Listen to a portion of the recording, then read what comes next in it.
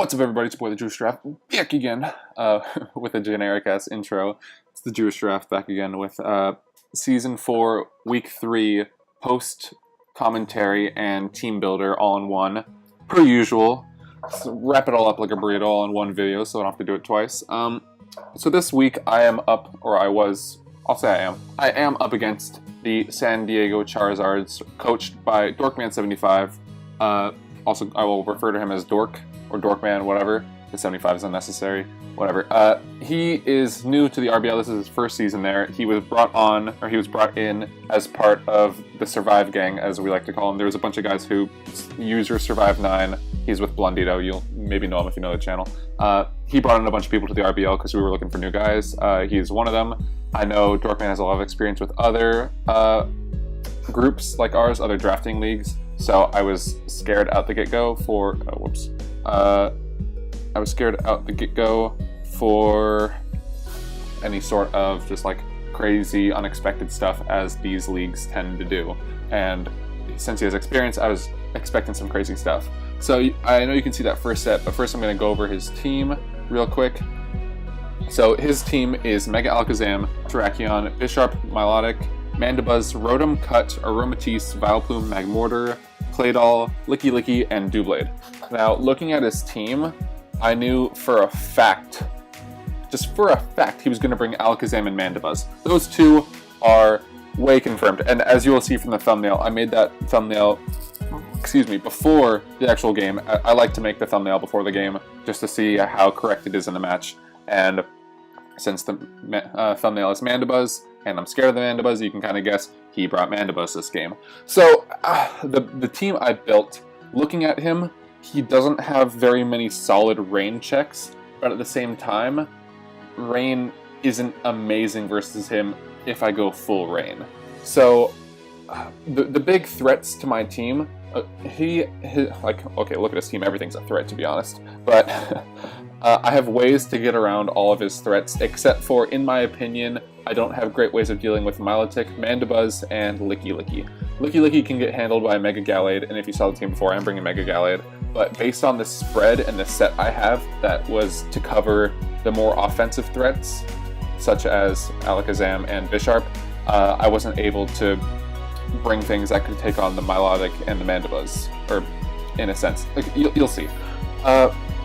So pretty much I was scared of him bringing Alakazam and Mandibuzz, and then from that idea and seeing as how he's played before, I could pretty much infer he was going to bring... The team I originally set out and planned for was Alakazam, Bisharp, Milotic, Mandibuzz, Rotom Cut, and Licky Licky.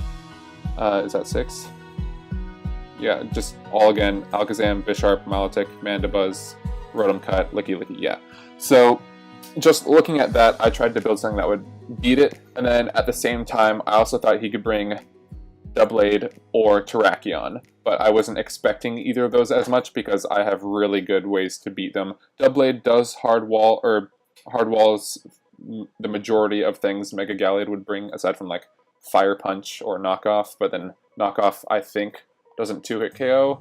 I don't know. And 2 Shadow Sneaks kills me even unboosted with enough attack investment. So, thinking I could beat him with a rain team, here's what I got around to making. So there's going to be some pretty cash sets on here. Do they come to fruition? You'll see later. Tornadus has a really good matchup on his team. It's one of my Rain Dance setters. I have 3 setters on this team, being Tornadus, Manaphy, and Seismitoad. You're probably thinking, hey TJG, Klefki gets Rain Dance, why don't you put it on there? That's a prankster thing. You'll see later why I don't do that. So Tornadus has Rain Dance, Hurricane, Dark Pulse, and Grass Knot, with max special attack, max speed, 4 HP just to get an odd number, and a timid nature so that I can outspeed things like Terrakion, Life Orb Terrakion, or what else was that to outspeed? I don't know, like Rotom Cut or Weird Speed Alakazam or something, I don't know. The main thing was Terrakion, and then I could hit that with a Hurricane. Dark Pulse was just there for Alakazam if it's not in the rain and I don't want to miss a Hurricane, or for Claydol, and for Doublade, which otherwise I couldn't hit, and in the rain, Heat Wave would not be my best option. And then last move was Grass Knot. Originally this was Superpower, and it was a Naive Nature, or no, it was a Hasty Nature, but for just Bisharp and Terrakion if I didn't want to miss, but I thought Grass Knot was better because I have like no checks to Milotic on this team I've built. Next up comes the most cash set imaginable. It is Mega Gallade with Shadow Sneak, Vacuum Wave, Drain Punch, and Destiny Bond. Yeah, you're seeing that right. It's a Jolly Nature that is just for Terrakion, in case if he brought Scarf, he wouldn't be strong enough to OHKO me. If he brought Banded, he wouldn't be fast enough to kill me. So that's just my little logic right there. Vacuum Wave is pretty much just for Bisharp.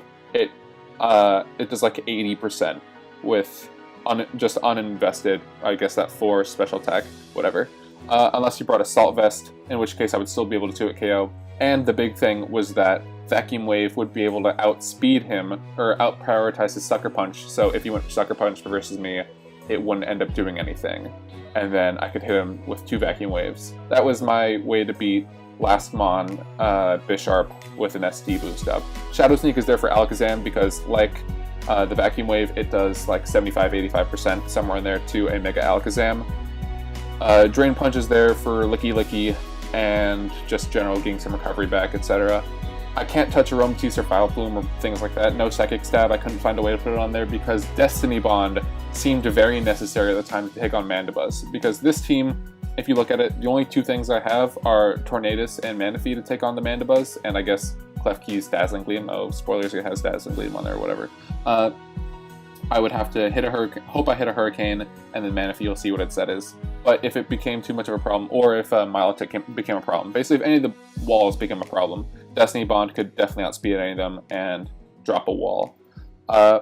Next up was Manaphy. This is my main sweeper, although it wasn't the best, because, okay, it's Calm Mind, Rain Dance, Rest Scald. With a good amount of defense, this is enough speed to outspeed Adamant max speed Bisharp.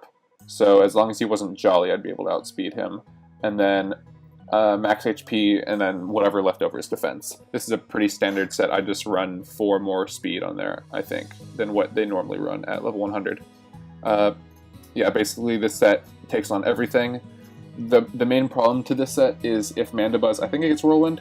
Yeah, if it had Whirlwind, it would be a problem. Otherwise, it takes on everything except for Milotic, because at +6 to a physically defensive Milotic in the rain, it does half, which is just terrible. And then if he goes for Haze, I'm just screwed. So pretty much I had no Milotic answers, and I didn't realize any of this until like 10 minutes before the match. And I actually built a different team that I was planning on bringing that was going to be based around Rotom Frost, but I just decided whatever, fuck it. And I was just praying he wasn't going to bring Milotic. Next up is Klefki. This is Spike's Toxic, Dazzling Gleam, and Foul Play, a Spadef set. Spikes is there because Spikes are good. They pressure things like Terrakion, they pressure Magmortar, etc. Toxic is there for his walls. It's for Mandibuzz and Licky Licky primarily, because it's going to force Licky Licky to go for a Heal Bell, and Mandibuzz can't get rid of it itself, so it's just going to wear that down. Dazzling Gleam is there to hit things like Bisharp, things like Mandibuzz, etc. And then originally the last move was going to be either Rain Dance or Thunder Wave, just for the hell of it. But I went with Foul Play instead, because one, I assumed if he was going to use anything to beat this, it would be something that wouldn't need to be paralyzed. So I was thinking, oh, maybe he'll have Claydol for it. Or maybe he'll have Magmortar, because Magmortar doesn't care about speed or whatever. So Thunder Wave wasn't a good idea, and then Doublade was looking increasingly scary, so Foul Play was just seeming like the best idea. Oh, also I figured Bisharp would have a Lumberry, because he doesn't want to get T-Waved on that, assuming he was going to run like an SD T-Wave, or SD Lumberry with like Sucker Punch, Iron Head knockoff, standard set, kind of. Then there's Seismitoad, which is a pretty wonky spread as well. It's Earthquake, Poison Jab, Rain Dance, Scald, with an Adamant Nature, 8 HP just to get that odd HP number, and I had some left over. Max Attack, so it just has good damage with its Earthquakes and its Poison Jabs. The only reason it's running Scald is because it doesn't get Waterfall. I guess Seismitoad would be better if it had that, and I didn't want to run fully special. Then 156 speed is to outspeed Scarf Rotom Cut by 1 point, as long as I'm in the rain. Of course, but I think that's assumed.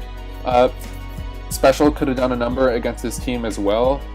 Scald is pretty much just there for Claydol and Doublade, but otherwise, I think Earthquake and Poison Jab hit like a good majority of his team, because they take on the Terrakion, the Alakazam, the Milotic, kind of with Earthquake. I think it does like half. It doesn't hit Mandibuzz though. I have to go for Scald, and I pretty much have to pray for burns, because Foul Play does a lot to me. And then lastly, we have Nidoqueen. This is just enough attack to guarantee a kill with Sucker Punch on a Mega Alakazam with 4 defense investment, and that's it. Poison Jab is there for stab, Stealth Rocks is there because I need Stealth Rock, and Earthquake is there just for overall good killing things. Things hit like Bisharp, Terrakion, whatever. This is also enough to take 1 Earthquake from a close combat and an Earthquake, I think, from a Scarf Terrakion. And then Black Sledge just for good recovery.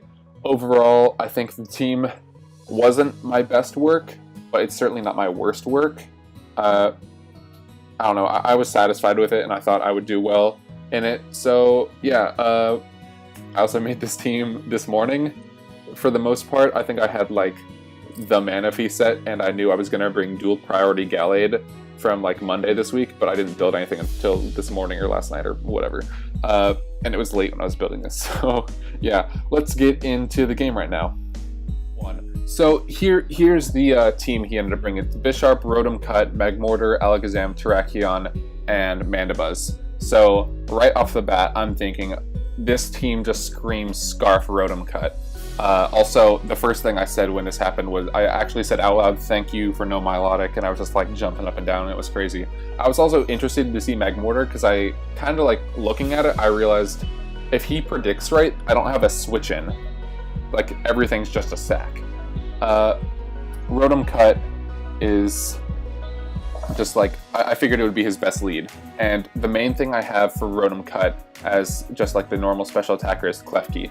So I decided Klefki is just all around my best lead. If he leads off with it, I can fire off a Toxic or a Spike or a Dazzling Gleam or whatever I decide to go for. So he ends up leading off with Terrakion, and I ended up leading off with Klefki. I'm actually going to change this to slow. I went for Dazzling Gleam just in case he tried to set up rocks, or he went for a Swords Dance or something. So I figured he'd just go for a Volt Switch here. He goes for a Spike, and he ends up going for a Leaf Storm, probably expecting Seismitoad or Nidoqueen on it, but I know I can't switch those in reliably. So he gets his special attack halved. So I decide here to go for a Toxic, expecting the Magmortar to switch in, or if he stays in, he's just not going to do very much at all, and I'm probably going to recover everything from leftovers. So in comes Magmortar, and we land the Toxic. It gets off on him. So I know I need to play around this really well, so I make a double into Seismitoad here, and here's actually where I mess up a little bit. I know he's going to go for Fire Blast. It's all around his best play. He won't go for the HP Grass right off the bat. I know he has it. Seismitoad is like a huge problem for this thing. And he's probably going to outspeed Seismitoad because I'm not fully speed invested, and this thing, Magmortar actually has pretty okay speed. When I was calcing, I had 2 calcs open, and one of them was just default, everything was in the rain, and then the other one was just no rain or whatever. So I put this calc in the one with rain. So I accidentally calced how much it would do to Seismitoad in the rain from the Fire Blast. So I switch in Seismitoad, and he goes for the Fire Blast right here. It connects, and it does way more than I expected it to, because that's a resisted hit, and I see that he's Life Orb. So on the calc in the rain, it should be doing like 23%. So I'm seeing it's doing 43. I'm like, is this a crit? Is something wrong? What's going on? I actually had to like confirm that this was not a Zoroark with like a Life Orb, something crazy. I was just confused. So this threw off my mojo a lot, but I think, oh my god, something's wrong here. And I see that as Life Orb, so I think, okay, he's not Specs. He must have the HP Grass. My best play all around right here is just going into Tornadus. That's like the best play. And I think that, wait, no. I either go into Nidoqueen or go into Tornadus. I'm just like fuzzy for a second right here, because my notes don't cover this turn. I think I go into Tornadus though. Yeah, I go into Tornadus, so I was right. He goes for the, he goes for Hidden Power.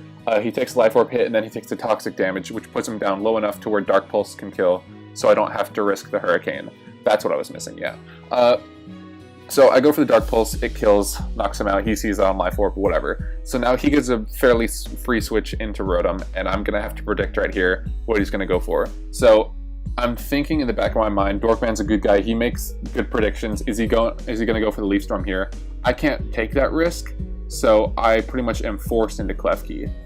So go into or no, I go into Needle Queen because my initial reaction was, you know what, he's just gonna make a safe bet. He's already down. He's just gonna go for the Volt Switch, and he goes for Leaf Storm. So it does over half. So I see, oh yeah, that's absolutely Scarf damage. So this is like a free opportunity to get up rocks because he can't kill without a crit this next time. And he ends up going into, I think, Mandibuzz. Yeah, so he goes into Mandibuzz. I can't touch this with anything, and I don't want to just like risk the poison. So I know he's going to defog here. So I go right into my Tornadus, just so I can go and get up the rain, because I'm not sure. Or no, I'm thinking ahead. I go into Manaphy this turn because I think, oh, I can start setting up. He goes for the defog, and then here he's going to click U-turn, which I wasn't expecting really, and I go for a Calm Mind. Because I'm thinking, oh, maybe he'll foul play, maybe he'll go for a Toxic, something like that. But no, he U-turns out, and he goes into Rotom right here, and I can't stay in at all. I can't go into either of my ground types, risking the Leaf Storm, and he knows this, so I go into Klefki, and he goes for the Volt Switch here. We'll just let it catch up. Slow is fairly slow. I need to work on not talking so fast when he does this. Or... yeah, he does go for the Volt Switch here. So this is giving him a free switch anything he wants. He decides to go into Bisharp right here. I know without being banded, he can't hit me with an, or he can't kill me with an Iron Head.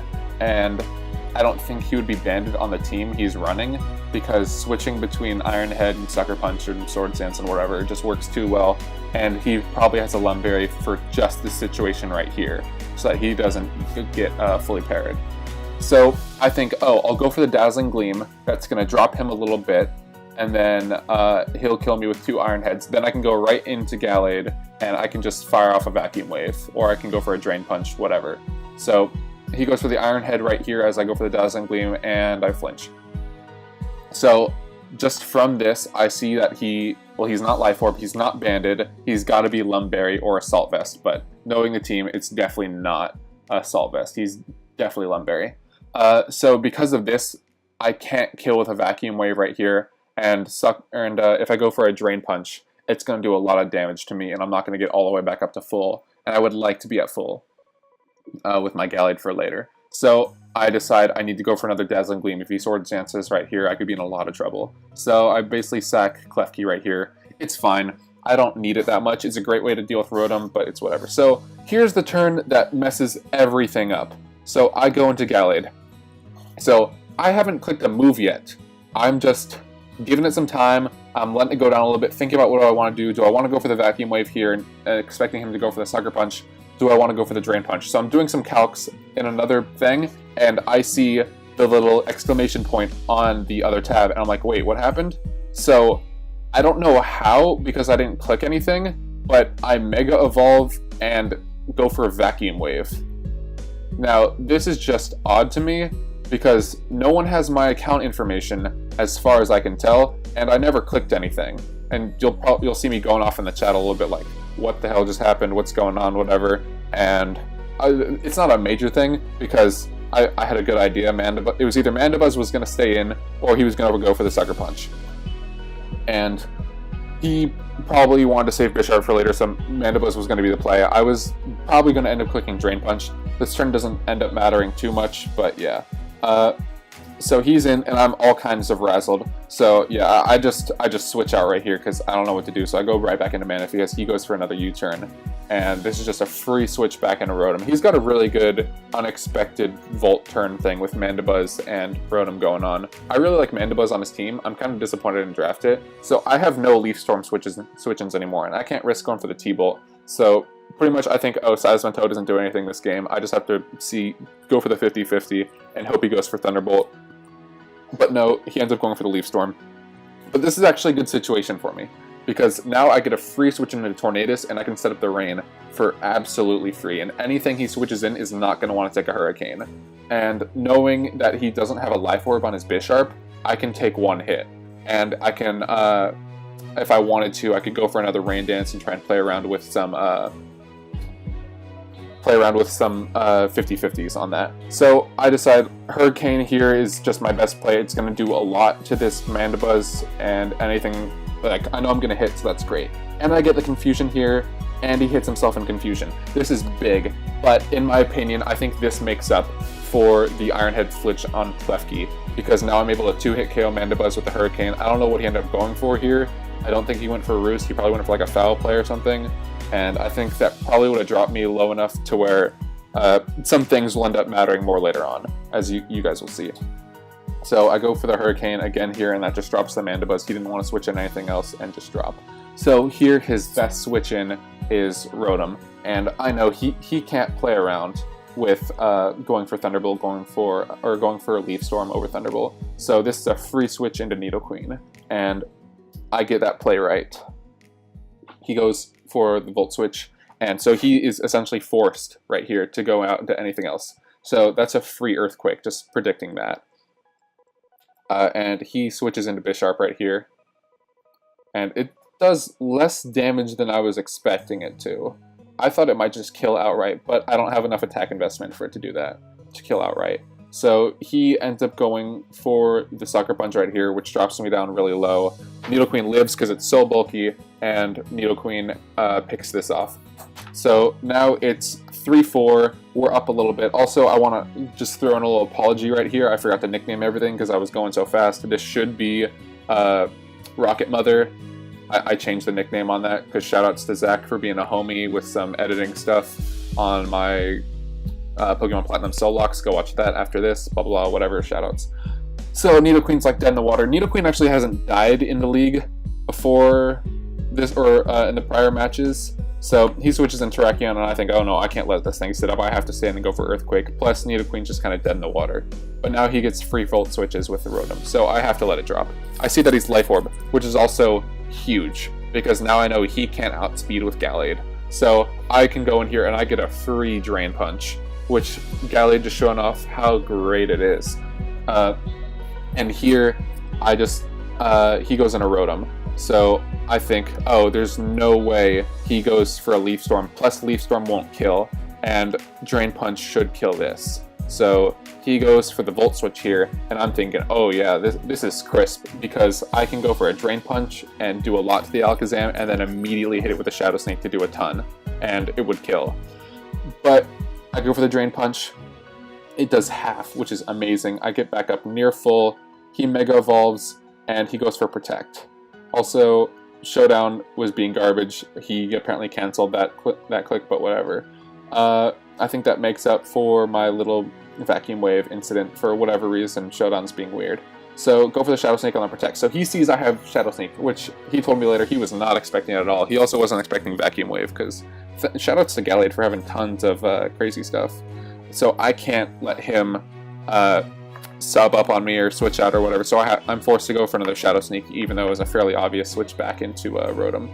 So I go for the Shadow Sneak here, and it does like nothing. Just 22%. It's still a lot, but it's not enough.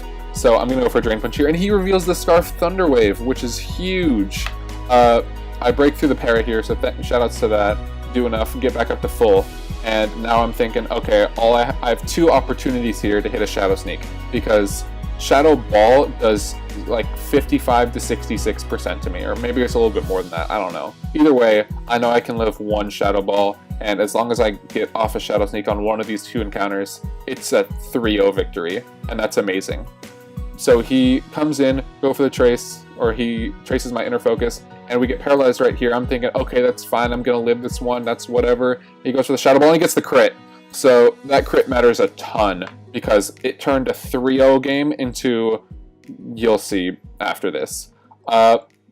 So I'm thinking, oh no, because I can't go into Tornadus because it dies to a Psychic, and I don't outspeed. So I have to go into Manaphy. I know I can live one, and I have to go for a Scald. Scald should do upwards of 40 to 50 something percent based on whatever my spread is. So he goes for the Psychic, it does 60%.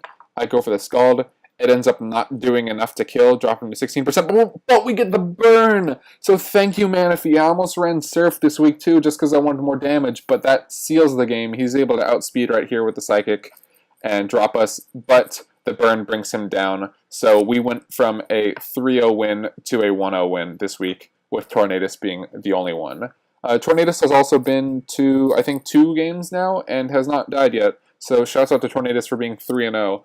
I also realized right at the end of the game that I was calcing in rain. The entire game I was freaking out. I was like, how is he doing 40%? Blah, blah, whatever. So yeah, I had actually anticipated I was going to lose 2-0 this game, thinking he was going to bring Mandiba's Milotic Stall. But we end up winning 1-0.